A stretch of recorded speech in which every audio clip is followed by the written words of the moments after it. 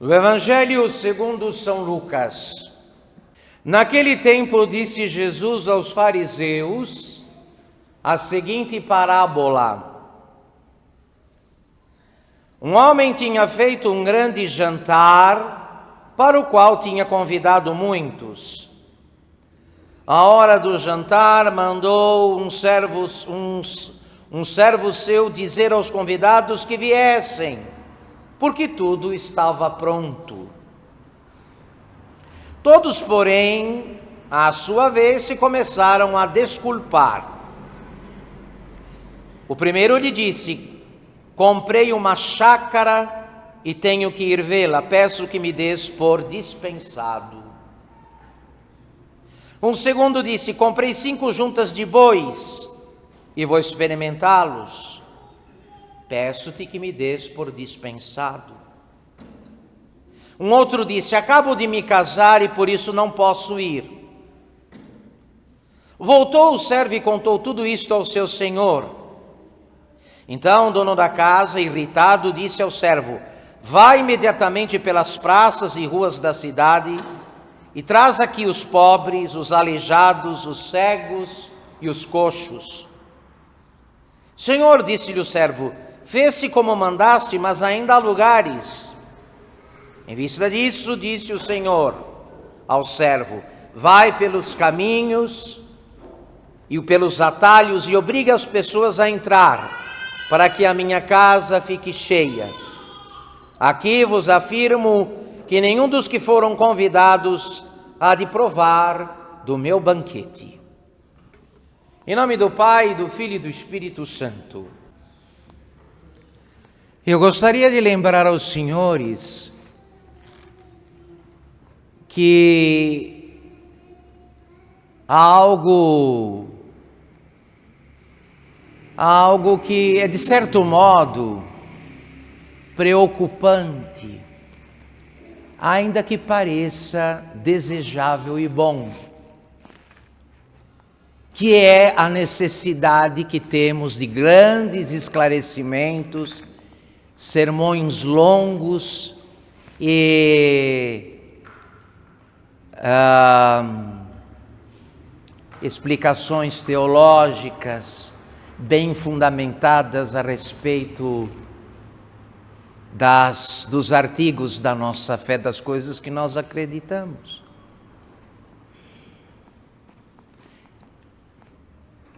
Evidentemente que esta ciência toda é muito útil e, de certo modo, necessária.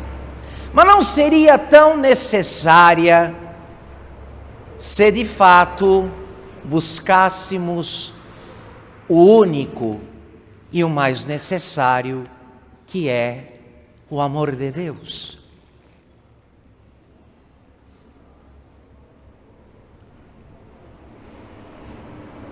Porque não é o muito saber,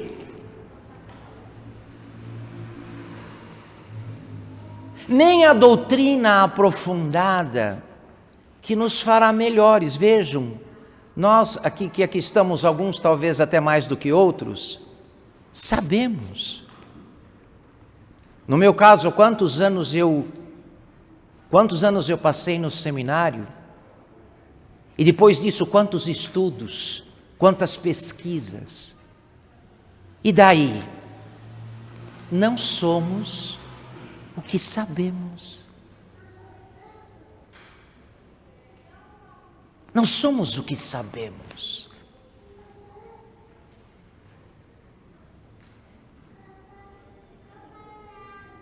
E eu apelo aqui de modo particular àqueles que já fizeram um relativo caminho de fé. Não é acompanhado de estudos, simpósios, seminários, congressos, desta literatura católica genuína que agora é reeditada e enche as nossas prateleiras e as nossas bibliotecas. Nós não somos o que sabemos. Não somos.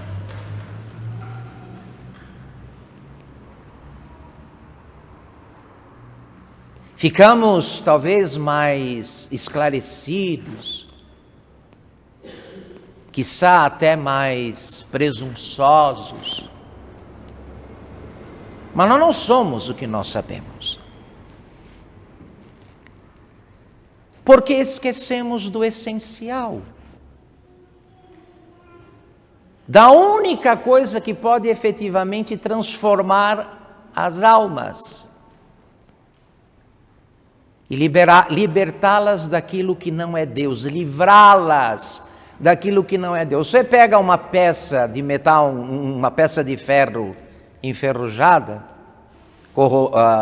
em estado de corrosão pela ferrugem, você leva ao fogo.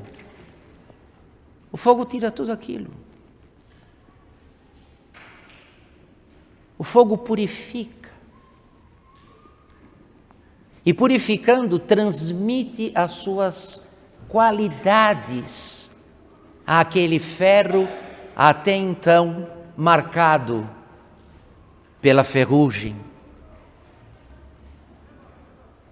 O mesmo deveria acontecer conosco, que se por um lado buscamos, e é coisa boa que se faça, buscamos a ciência teológica, a catequese aprofundada, o estudo sério das letras sagradas, isso tudo é válido e útil, mas deveria ser acompanhado desse empenho em buscar o mais importante, o que é mais alto, o que é mais sublime, que é o amor de Deus, que agindo espiritualmente como fogo age materialmente, transforma nele tudo que ele toca.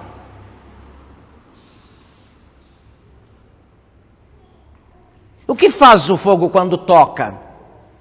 Em algo que ele pode converter em fogo, transforma em fogo. O que pode ser transformado em fogo.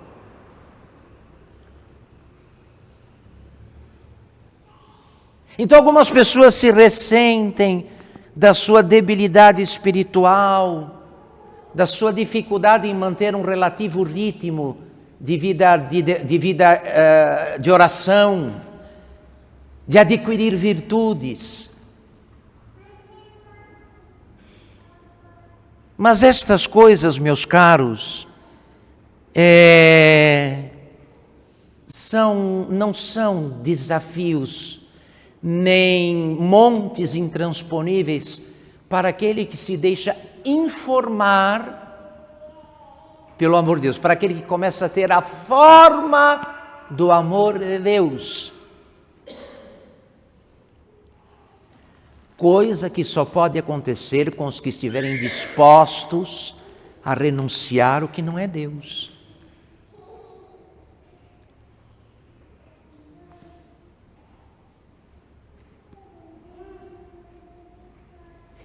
Eu suspeito que há muito tempo, Deus nos vocacionou, nos chamou para estar perto dele no amor. Mas esta vocação não se consuma, não se manifesta, não se realiza, porque atraídos pelo amor de Deus por um lado, por outro não estamos dispostos a abrir mão daquilo que não é Deus.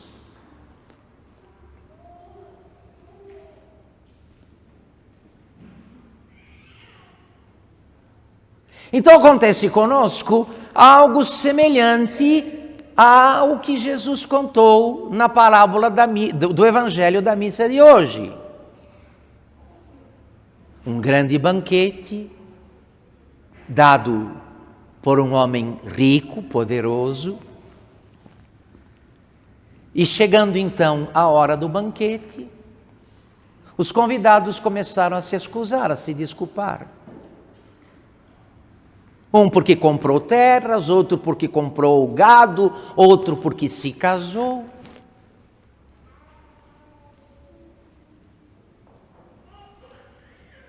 não se mostraram dignos do convite, do chamado recebido.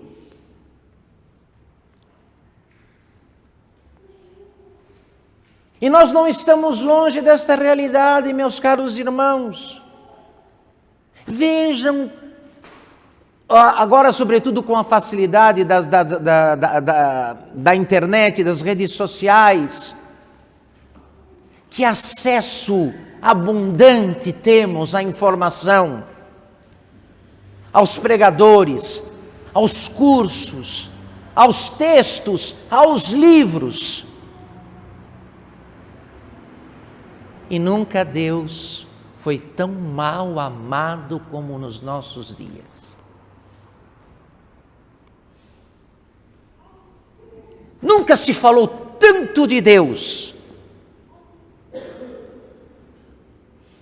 Nunca as arenas para discussões teológicas estiveram tão ativas.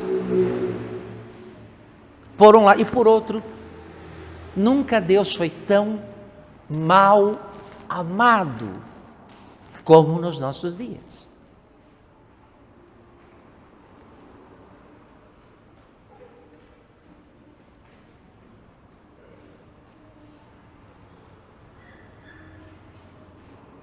E deveríamos prestar atenção, porque a questão que nos é proposta nesta meditação se decide no tempo.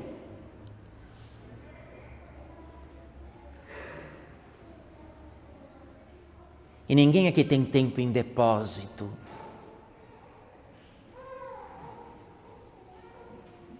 Quem aqui tem o tempo em depósito para tratar com Deus e dizer: não, amanhã eu cuido disso, o mês que vem, o ano que vem?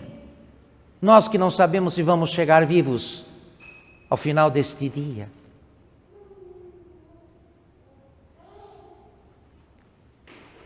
Negociamos com Deus o que não temos. O que não temos.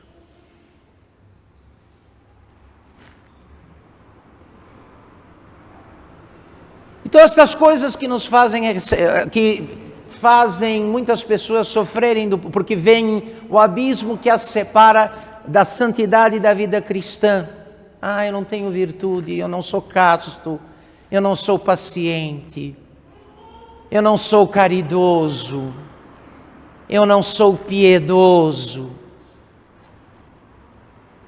Não, meu irmão, minha irmã, minha cara irmã, vamos ser honestos.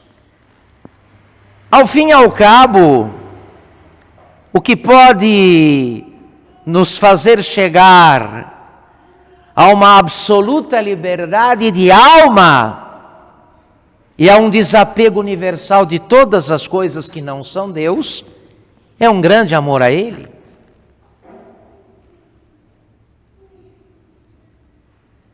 Você não esquece o que você ama.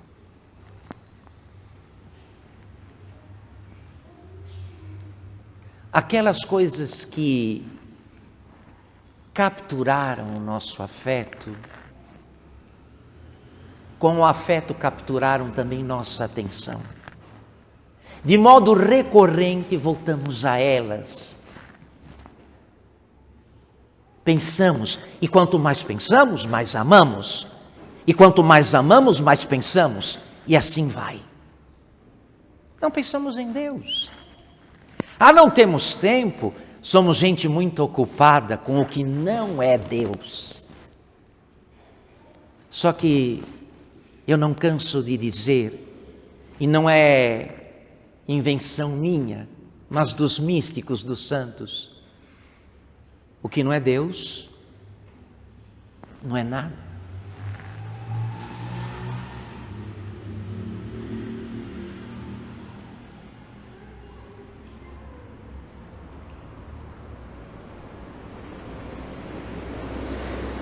Quanto tempo perdemos pensando e nos afeiçoando com aquilo que não é Deus? e que inelutavelmente um dia vai se separar de nós, vai nos deixar, talvez antes do previsto, antes do desejado.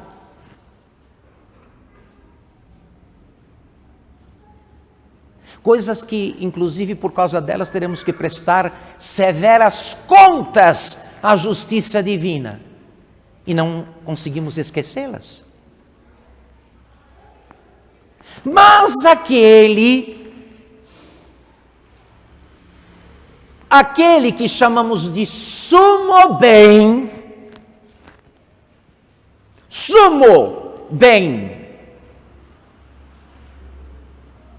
passa despercebido.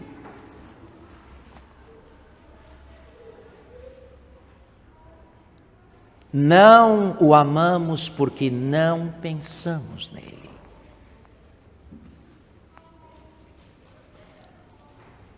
Não o amamos porque esquecemos da cor, do tom do amor dele por nós. Tinto de sangue. Tinto de sangue.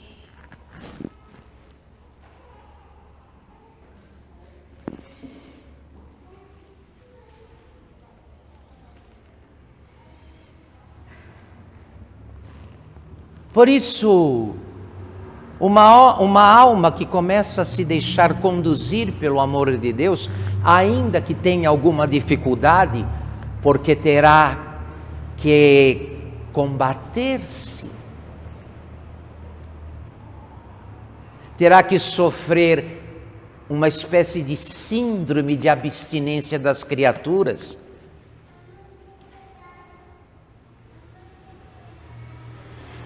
E às vezes essas criaturas marcaram profundamente a alma e o afeto. É duro! Só pensar em ficar sem elas já é um sofrimento enorme. Combatê-las então nem se fala. Mas depois, quando o grau do fogo do amor divino, depois de um primeiro período, depois de uma primeira etapa, quando o fogo do amor divino começa a se elevar e aquecer a alma já não precisa mais de avisos, leis, ameaças, não precisa. Porque a lei do amor é o amor. Você não precisa dizer para uma alma enamorada de Deus, vai rezar. Ela vai, por si só. Você não precisa dizer para uma alma enamorada de Deus, perdoa os pecados que cometeram contra você. Ela como que naturalmente tem necessidade de perdoar.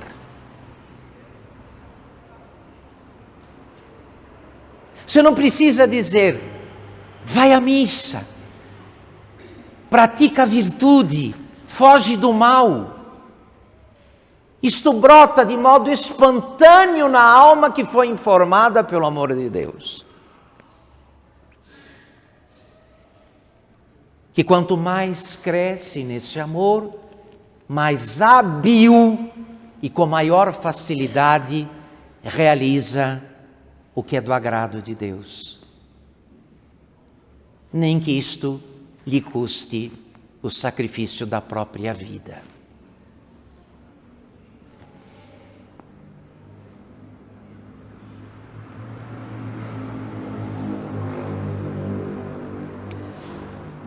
Porque o nosso Deus, diz o Espírito Santo na carta aos Hebreus, capítulo 12, verso 29, nosso Deus é um fogo consumidor que nos separa de tudo. como fogo tocando em qualquer coisa, separa o que pode virar fogo daquilo que não pode.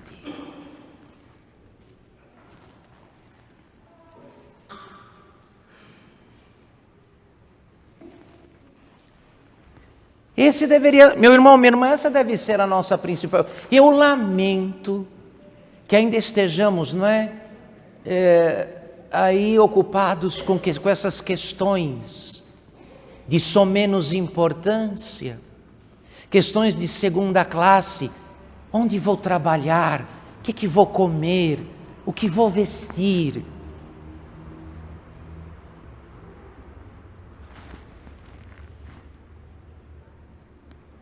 Preocupações típicas da alma, cujos afetos estão sequestrados pelas criaturas, por aquilo que não é Deus.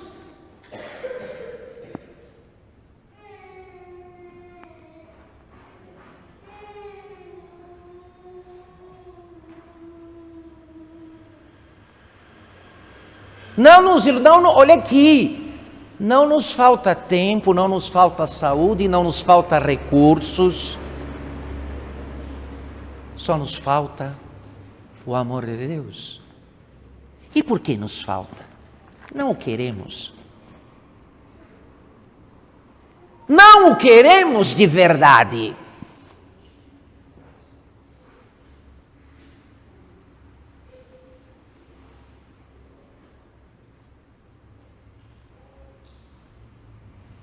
Então, estamos para as coisas de Deus, para as realidades divinas, como estes homens aí, convidados para um grande banquete, mas distraídos, dispersivos e divertidos pelas suas aquisições, pelos seus projetos humanos, não atenderam ao chamado para o banquete.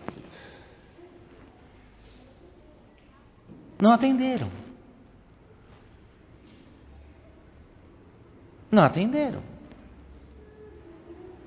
Convencidos que estavam de que aquilo que eles conquistaram ou poderiam conquistar era mais importante do que aquilo que lhes fora oferecido.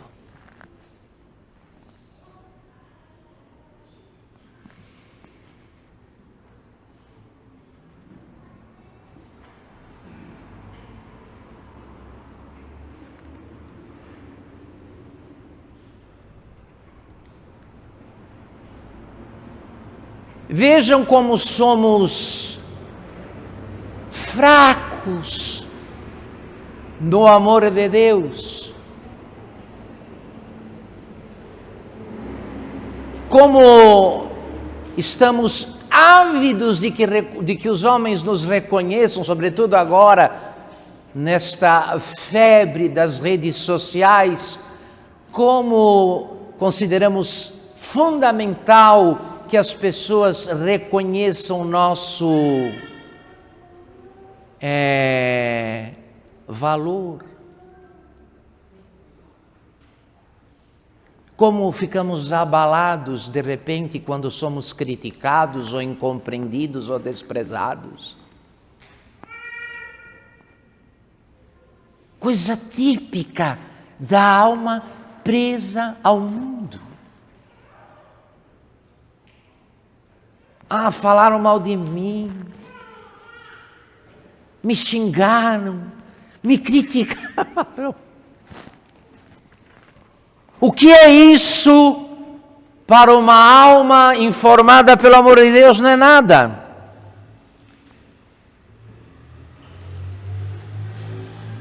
Ocupada dos interesses do Senhor,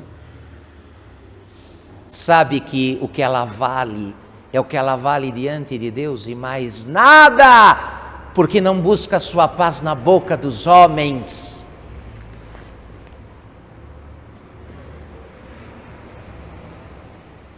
Nada lhe parece impossível nem demasiado difícil. Só uma coisa lhe interessa: fazer o que é do agrado de Deus.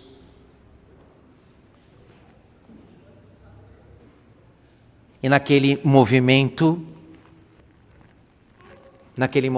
que o amor de Deus produz na alma, que realiza isso.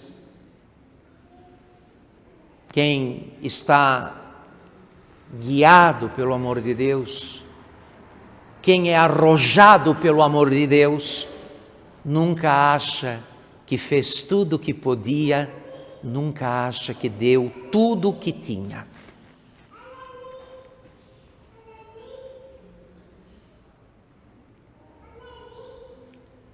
Então não nos enganemos, não mintamos para nós.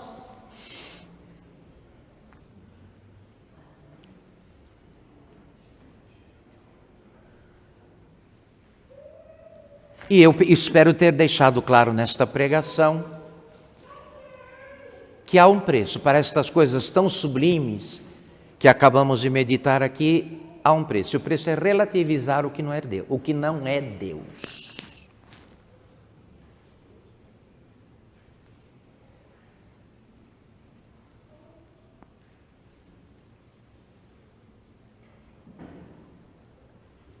O preço é acreditar, meu irmão, que o que Deus propõe, o que Ele realiza, aquilo a que Ele chama, será sempre o mais importante.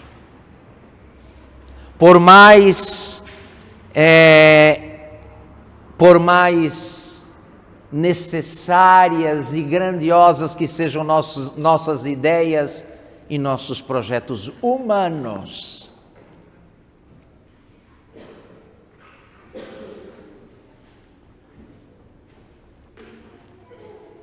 é o que nos falta.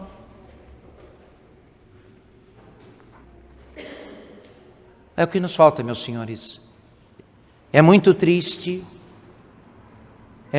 sobretudo para quem, como nós, tem acesso ao amor dos amores no sacramento da Eucaristia, na Sagrada Comunhão. É muito triste ver que ainda não amamos a Deus. Sim, temos lá alguma consideração, que são um respeito, não é um respeito civilizado, religioso, mas que nem de longe tange aquilo que chamamos de caridade divina, que é o que todos nós aqui devemos buscar, em primeiro lugar.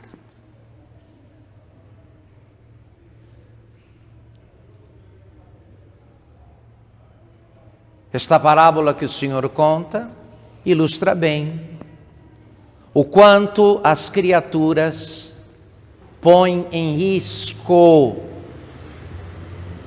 nossa felicidade eterna. De modo particular, quando permitimos que elas roubem o afeto que é devido somente a Deus.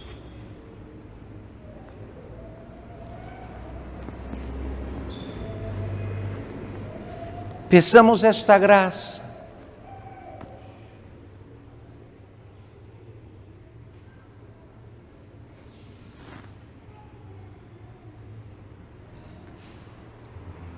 Nossa querida Santa Teresinha do Menino Jesus,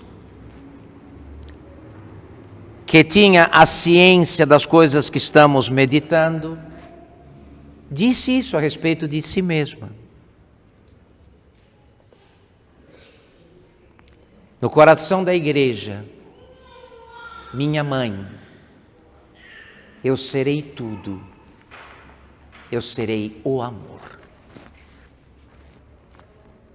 No coração da igreja, o Carmelo sempre foi considerado o coração da igreja católica, o Carmelo, coração da igreja. No coração da igreja, minha mãe, eu serei tudo. Eu serei o amor.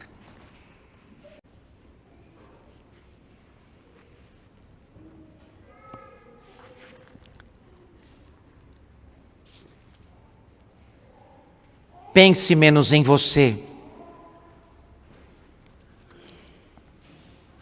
E o quanto sobrar deste pensar menos em si, ocupe com o pensamento de Deus e das suas obras maravilhosas, sobretudo a do Calvário. E não te faltará aquele amor que transforma nele tudo o que ele consegue tocar. Em nome do Pai, do Filho e do Espírito Santo.